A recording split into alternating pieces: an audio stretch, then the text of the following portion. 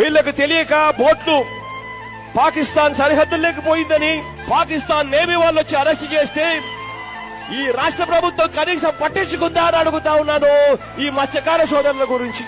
ఇవాళ ప్రతి మత్స్యకార సోదరుడికి నేను భరోసా ఇచ్చి చెప్తా ఉన్నా, ఖచ్చితంగా మా రాజ్యసభ సభ్యులను ఇద్దరిని ఇచ్చి ఆ మత్స్యకార సోదరుల కుటుంబ సభ్యులతో పాటు కలిసిపోయేట్టుగా కేంద్ర మంత్రి దగ్గరికి వాళ్ళు వెళ్లి రిప్రజెంట్ చేసి మన వాళ్ళను మళ్ళీ వెనక్కి తిరిగి తీసుకొచ్చేట్టుగా చేస్తామని చెప్పి హామీ ఇస్తా ఉన్నానని చెప్తా ఉన్నా. సార్ మాకు ఇప్పుడు ఊపిరి పోసారు సార్, మాకు జన్మలో మర్చిపోలేను సార్. ఎందుకంటే బ్రతికినంత వరకు మీ సేవ చేసుకుని బ్రతికాను సార్.